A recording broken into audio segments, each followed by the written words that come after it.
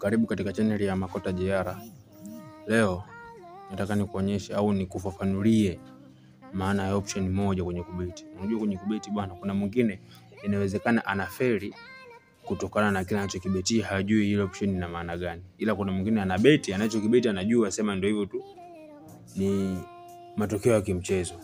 Ila sasa leo nataka nikuonyeshe maana ya option hii. Ni rahisi kwenye mchezo, lakini pia ni rahisi kuwini na ni rahisi kulost.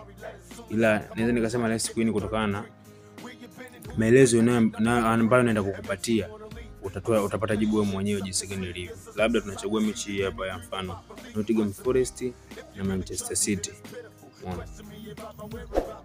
Ukishafungua hii mechi, utashuka chini, kuna sehemu moja half with more goals.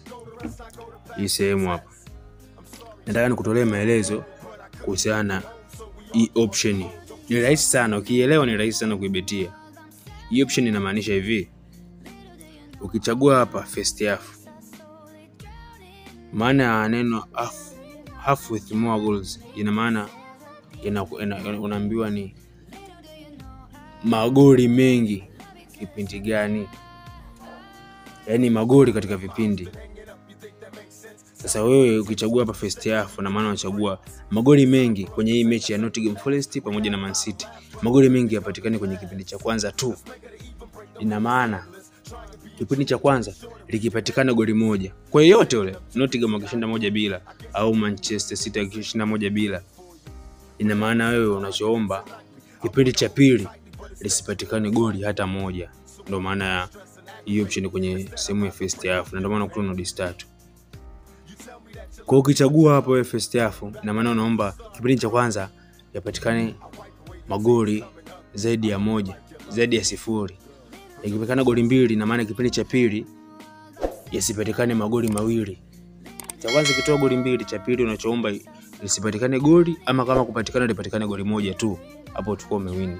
Lakini kwa mfano kipindi cha kwanza ukichagua likipatikana goli 1, lakini pia kipindi cha pili kipatikana goli 1 pia, hapo umelost. Ina maana hapo wewe itabidi kikao umechanika, matokeo yake litakiwa uchague iko. Sehemu hii first half tumemaliza, tunaingia second half. Hapa sasa ukichagua second half, inamaanisha magoli mengi yapatikane kipindi cha pili.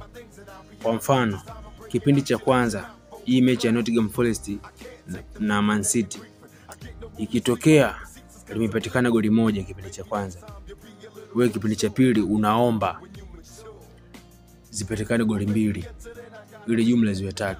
Ina maana cha kwanza si goli 1, cha pili zikiongezwa 2, kujumlisha neno la 1 la kwanza na kwa jumla goli 3. Hapo tuko umewin. Lakini cha kwanza likipatikana goli 1, cha pili ikaonekana halijapatikana goli, umelost. Cha kwanza likipatikana goli 1, cha pili ikaonekana limepatikana goli 1 hilo, umelost.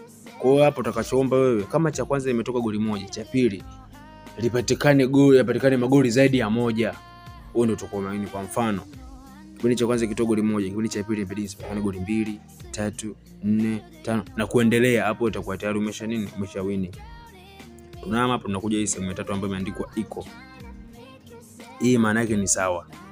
Ina maana kipindi cha kwanza likipatikana goli 1, na kipindi cha pili utaomba lipatikane goli 1 tu, hapo utakuwa umewini. Hii naomba tuelewane. Kwenye magoli ukichagua hii option haichagui timu gani ipate magoli, timu gani imefanyaje. Yaani wewe goli atakayopata timu yoyote, wewe hapo na beti timu yoyote itakayopata goli. Man City kipindi cha kwanza akipata goli 1, cha pili Nottingham Forest naye akapata goli 1, wewe kwako imekuwa sawa. Na maana mechi goli 1 kipindi cha kwanza, goli 2 kipindi cha goli 1 kipindi cha kwanza na goli 1 tena kipindi cha pili, na maana vipindi vimefanana na magoli, na ndio maana hii iko. Ila watu wengi sana tunapenda kubeti magoli mengi kipindi cha pili. Ukipiga tathmini ya michezo yote, unaweza kukuta 70% ya mechi zote magoli mengi sana yanapatikana kipindi cha pili, japo mechi chache ambazo magoli yake yanapatikana kipindi cha kwanza.